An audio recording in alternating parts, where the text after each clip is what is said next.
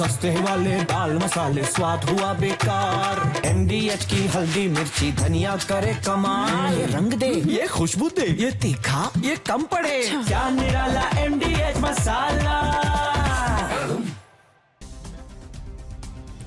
और अब राष्ट्रीय खबरों के लिए देखिए देश टॉप 9।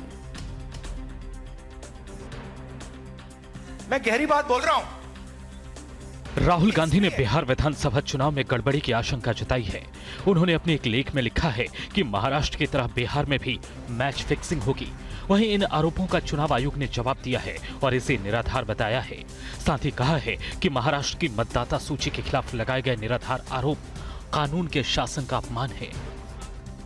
बिहार एनडीए में सीट बंटवारे को लेकर बैठकों का दौर शुरू हो गया है। सूत्रों के अनुसार लोकसभा चुनाव के फॉर्मूले के मुताबिक विधानसभा में सीटों का बंटवारा होगा। जेडीयू 243 में से 102 या 103 और बीजेपी 101 या 102 सीटों पर चुनाव लड़ सकती है, तो एलजेपी रामविलास को 25 से 28 सीटें मिल सकती हैं, जबकि हिंदुस्तानी अवाम मोर्चा को 6 से 7 और राष्ट्रीय लोक मोर्चा को 4 से 5 सीटें दी जा सकती हैं।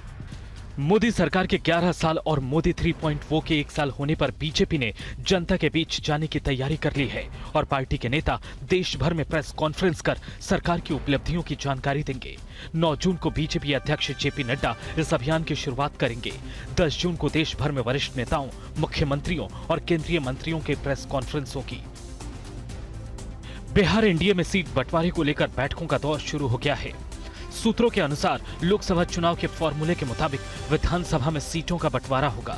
जेडीयू 243 में से 102 या 103 और बीजेपी 101 या 102 सीटों पर चुनाव लड़ सकती है, तो एलजेपी रामविलास को 25 से 28 सीटें मिल सकती हैं, जबकि हिंदुस्तानी अवाम मोर्चा को 6 से 7 और राष्ट्रीय लोक मोर्चा को 4 से 5 सीटें दी जा सकती हैं। गृह मंत्री अमित शाह तमिलनाडु के दौरे पर हैं। मदुरई पहुंचने पर पार्टी कार्यकर्ताओं ने उनका जोरदार स्वागत किया। शाह आज सुबह 11 बजे मीनाक्षी मंदिर जाएंगे। संगठन को धार देने के मकसद से वो स्टेट कोर कमेटी के साथ बैठक करेंगे। शाम को बीजेपी के राज्य, जिला और मंडल स्तर के पदाधिकारियों के साथ संवाद का कार्यक्रम है।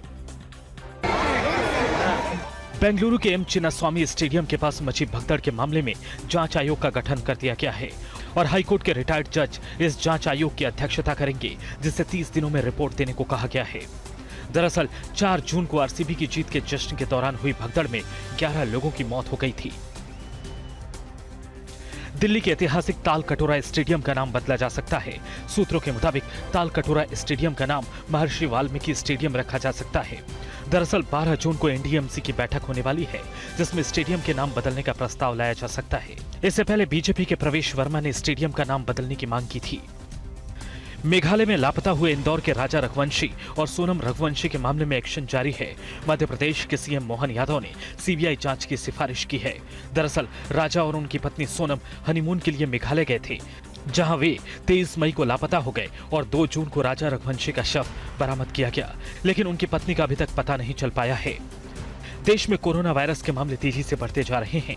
देश में एक्टिव मरीजों की संख्या अब 5364 तक पहुंच गई है। बीते 24 घंटे में 500 नए मामले सामने आए हैं। केरल में सबसे ज्यादा 1679 मामले हैं।